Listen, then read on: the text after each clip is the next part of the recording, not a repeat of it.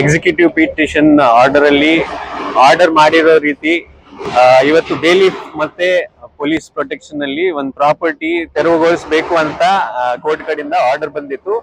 ಆ ಆರ್ಡರ್ ಪಾಲನೆ ಮಾಡೋ ಸಲುವಾಗಿ ಈಗ ಗುಡಿ ಅವ್ರ ಕಡೆಯಿಂದ ಎಲ್ಲ JCB ಮತ್ತೆ ಸಾಹಿತ್ಯಗಳು ಹಚ್ಚಿ ತೆರವುಗೊಳಿಸ್ತಾ ಇದ್ದಾರೆ.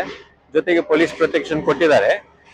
ಜೊತೆಗೆ ಇಲ್ಲಿ ಡಿಸ್ಪ್ಯೂಟೆಡ್ ಇರೋದು ಪ್ರಾಪರ್ಟಿಯನ್ನ ಬಿಟ್ಟು ಬೇರೆ ಎಲ್ಲಿ ಒತ್ತುವರಿ ಆಗಿದೆ ಅದನ್ನ ನಾವು ತೆರವುಗೊಳಿಸ್ತಾ ಇದೀವಿ. ಕಾರ್ಪೊರೇಷನ್ ಕಡೆಯಿಂದ ನಾವು ಈಗಾಗಲೇ ಐಡೆಂಟಿಫೈ ಮಾಡಿದೀವಿ ಯಾರ್ಯಾರು ಅನ್ಆಥರೈಸ್ಡ್ ಒತ್ತುವರಿ ಮಾಡಿ ಇಲ್ಲಿ ಶೆಡ್ಗಳು ಹಾಕಿದ್ದಾರೆ. ಅವರನ್ನ ನಾವು ಸ್ವಲ್ಪ ಕಾಲಾವಕಾಶ ಕೊಟ್ಟಿದೀವಿ.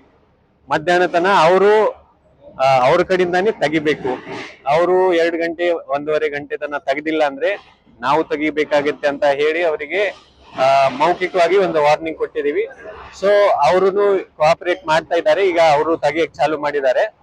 ಸೊ ಓವರ್ ಆಲ್ ಈ ಅಪ್ಪ ಮೈದಾನ್ ಅಥವಾ ಜಾತ್ರಾ ಮೈದಾನ್ ಅಂತ ನಾವು ಏನು ಕರಿತೀವಿ ಅದರಲ್ಲಿ ಕೋರ್ಟ್ ಆದೇಶದ್ದು ಈಗ ಪಾಲನೆ ನಡೀತಾ ಇದೆ.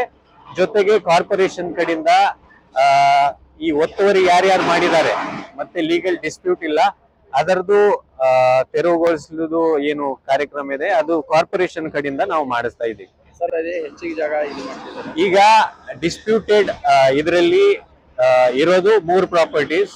ಈ ಒಂದು ಈಗ ಹಿಂದೆ ನಡೀತಾ ಇದೆ. ಇನ್ನು 2 ಪ್ರಾಪರ್ಟೀಸ್ ನಾವು ಮೇಲ್ನೋಟಕ್ಕೆ ಏನು ಕೇಳಿದೀವಿ ಅಥವಾ ನೋಡಿದೀವಿ. ಒಂದು 30-40 ಇದೆ, ಒಂದು 40-50 ಸೈಟ್ ಇದೆ. ಅದನ್ನ ಹೊರತುಪಡಿಸಿ ಬೇರೆ ಏನು ಇಲ್ಲಿ ಇರಬಾರ್ದು. ಈ ಜಾಗ ಜಾತ್ರಾ ಮೈದಾನಕ್ಕೆ ಸೇರಿದ್ದ ಸರ್, ಸಂಸ್ಥಾನಕ್ಕೆ ಸೇರಿದ್ದ ಅಥವಾ? ಸೊ ಈ ಜಾತ್ರಾ ಮೈದಾನದು ನಿಮ್ ಎಲ್ಲರಿಗೂ ಗೊತ್ತಿರೋ ವಿಷಯ ಇರಬಹುದು ಅಂತ ಅನ್ಕೊಳ್ತೀನಿ.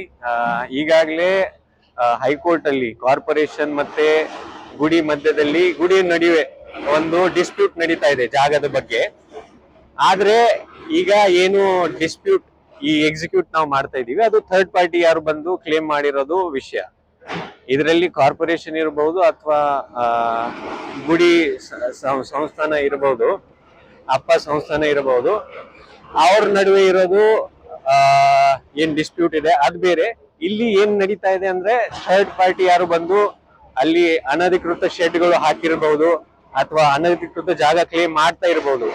ಈಗ ನಾವು ಆಕ್ಷನ್ ಮಾಡ್ತಾ ಇರೋದು ಅದರ ಆಧಾರ ಮೇಲೆ. ಮೇನ್ ಜಾಗದ ಡಿಸ್ಪ್ಯೂಟ್ ಸ್ಟಿಲ್ ಹೈಕೋರ್ಟ್ ಅಲ್ಲಿ ನಡೀತಾ ಇದೆ. 1.5 ಗಂಟೆ ತನ ನಾವು ಅವರಿಗೆ ಕಾಲಾವಕಾಶ ಕೊಟ್ಟಿದೀವಿ. ಅವ್ರು ನಾವು ತೆಗಿತೀವಿ, ಈಗ ತೆಗಿತಾ ಇದ್ದಾರೆ ಅವರು. ಅಲ್ಲಿ ತನ ಅವ್ರು ಖಾಲಿ ಮಾಡಿದ್ರೆ ಒಳ್ಳೆ, ಇಲ್ಲ ಅಂದ್ರೆ ನಾವು ಅವರಿಗೆ ಸಹಾಯ ಮಾಡ್ತೀವಿ, ನಾವು ಅವರಿಗೆ ಹೆಲ್ಪ್ ಮಾಡ್ತೀವಿ ತೆಗಿಲಿಕ್ಕೆ.